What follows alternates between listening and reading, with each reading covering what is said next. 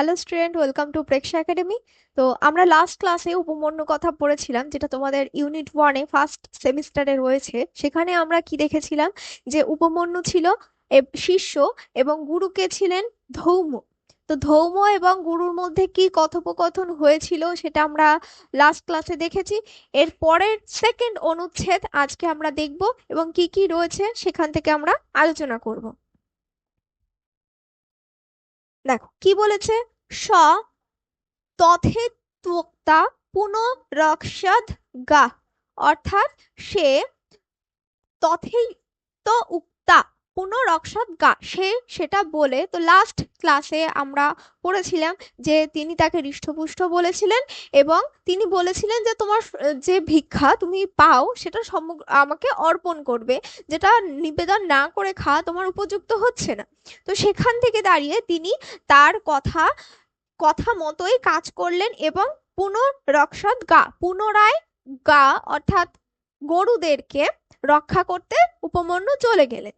এরপর কি বলেছে, রক্ষিত্বা চাগম্য তথৈবা উপাধ্যায় ত্যাগ্রতা, অর্থাৎ অশ্ব অগ্রত, তার সম্মুখে পুনরায় সে গরুগুলোকে রক্ষিত্বা অর্থাৎ রক্ষা করার পর পুনরায় সেই উপাধ্যায়ের তথই উপাধ্যায়স্য আগ্রত, অর্থাৎ তার সম্মুখে উপাধ্যায়ের সম্মুখে পুনরায় আসলেন, ফিরে আসলেন। ঠিক আছে। স্থিতা নমশ্চক্রে, দাঁড়ালেন, স্থিত হলেন এবং প্রণাম করলেন। ঠিক আছে। কি বলেছে, তমুপাধ্যায় স্থাপি পিবানমেব দৃষ্টব্য বাচ বৎসব্যমন্য সর্বম শেষ তস্তে ভেক্ষাং গৃহীত গৃহ্ণামি, অর্থাৎ আমাকে দিয়ে দাও এবং আমি সেটা গ্রহণ করে নি। বলছে যে তার উপাধ্যায়, তার উপাধ্যায়, তার গুরু তাকে দেখলেন।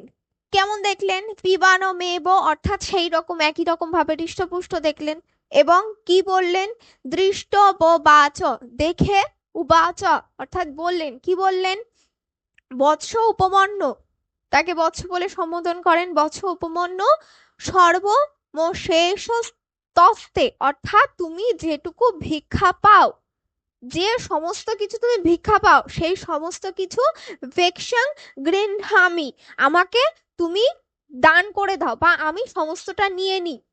আমার দ্বারা সমস্তটা গৃহীত হয়, গৃহ্ণামি। ঠিক আছে।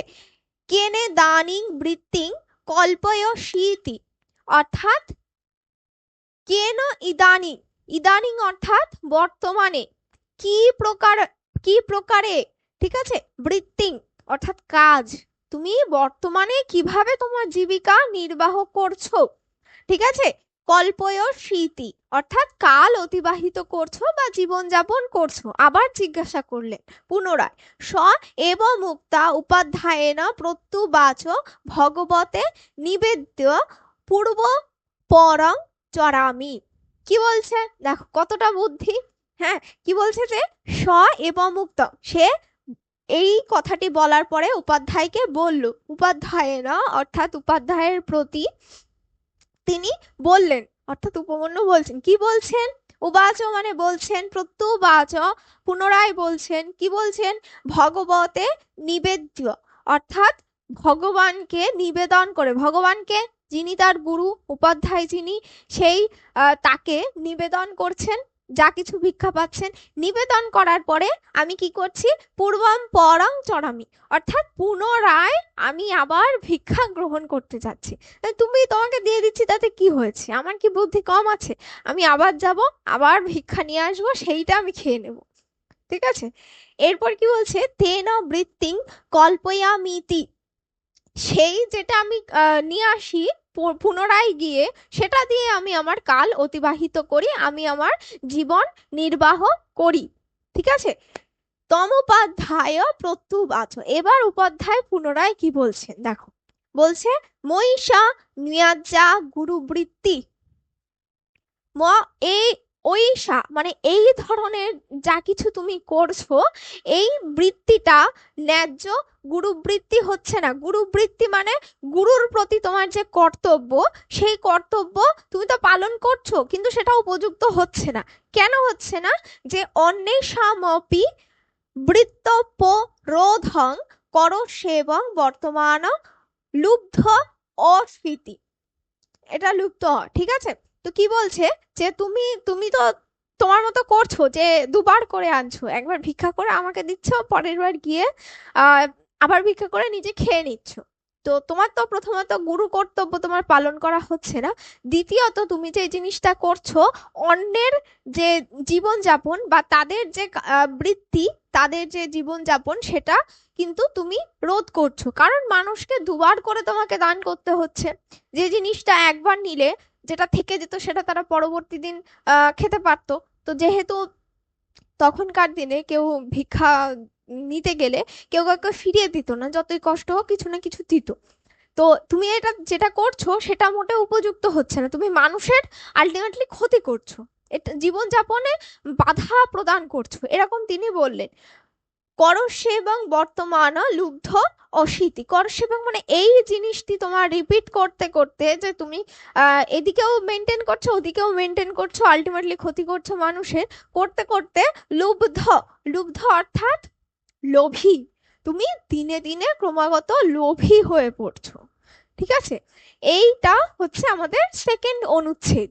বোঝা গেল? তো এখান থেকে এটা আশা করি বুঝতে পেরেছে সকলে, খুব সুন্দর একটি প্যাসেজ অনুচ্ছেদ আমাদের।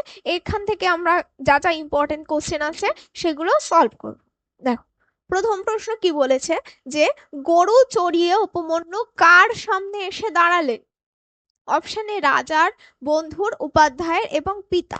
তো গরু চড়িয়ে এসে সে আগের বারের মতোই উপাধ্যায়ের কাছে এসে দাঁড়িয়েছিলেন এবং নমস্কার করেছিলেন, এটা আমরা দেখতে পাই। এটা হচ্ছে তখনকার দিনের একটা গুড ম্যানার্স ছিল। ঠিক আছে, আমরা যেমন ক্লাসে আসতে গেলে যে আসতে পারি ম্যাম এরকম বলে ঢুকি, তখন কি হতো, এসে প্রণাম করতে হতো। যে কয়বার তুমি আসবে সে কয়বার প্রণাম করতে হবে, এবং যে কয়বার তুমি যাবে সে কয়বার প্রণাম করতে হবে। ভীষণ রকম স্ট্রিক্ট ছিল ব্যাপারগুলো।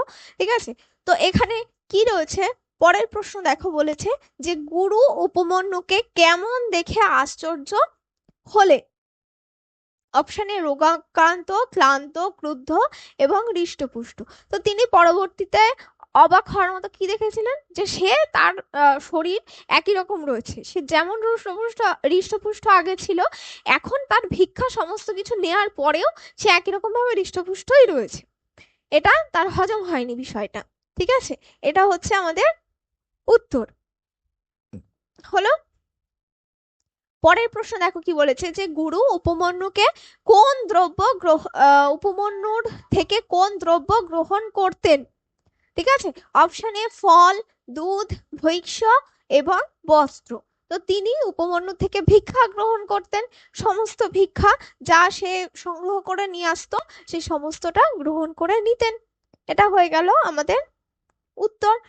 নেক্সট প্রশ্ন দেখবো কি বলেছে, যে উপমন্যু প্রথমে কাকে ভিক্ষালব্ধ দ্রব্য নিবেদন করতেন? অপশন এ মাতাকে, অপশন বি ভগবতকে এবং বা গুরুকে, আর বলেছে বন্ধুকে, রাজাকে। তো তিনি কাকে ভিক্ষা প্রদান করতেন? আমরা দেখেছি ভগবতকে, অর্থাৎ ভগবান বলে এখানে সম্বোধন করা হয়েছে ভগবতকে বা গুরুকে কিন্তু তিনি প্রদান করতেন প্রথমে।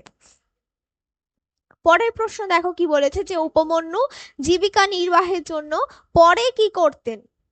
অপশন এ কৃষিকাজ, অপশন বি ব্যবসা, তারপর রয়েছে পুনরায় ভিক্ষা করতেন এবং শিকার করতেন। তো আমরা কি দেখেছি, তিনি অপশন সি হবে উত্তর, যে পুনরায় ভিক্ষা করতেন এবং পরবর্তী যা ভিক্ষা হতো সেইগুলি তিনি গ্রহণ করতেন। নেক্সট কোশ্চেন দেখো, বলেছে যে গুরু উপমন্যুর আচরণকে কি বলেছিলেন? ন্যায়সঙ্গত, উত্তম, অনুচিত, প্রশংসনীয়। কি বলেছিলেন? একদম ন্যায়সঙ্গত হচ্ছে না মানে অনুচিত হচ্ছে, তাই তো?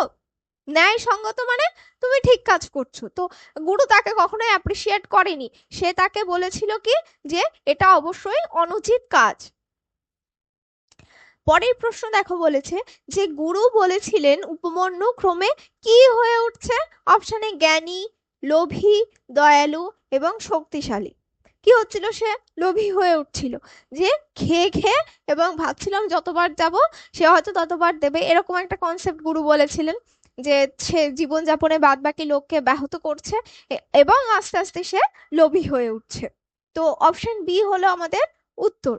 আচ্ছা, এটুকু ছিল আমাদের সেকেন্ড যে অনুচ্ছেদ প্যাসেজ, সেখানকার সমস্ত ইম্পর্টেন্ট যা কিছু আসার মতো সেই প্রশ্ন উত্তরগুলো আমরা করলাম। ঠিক আছে, এগুলো তোমরা প্র্যাকটিস করবে এবং অনুচ্ছেদ টেক্সট অবশ্যই ভালো করে পড়বে, কেন কি ওখান থেকে লাইন তুলে কোট আনকোট করে প্রচুর প্রশ্ন আছে থাকে কোশ্চেন পেপারে, তো সেগুলো আমরা আস্তে আস্তে অবশ্যই করব। তো আজকের ক্লাস আমাদের এখানেই শেষ হচ্ছে। থ্যাংক ইউ সকলকে।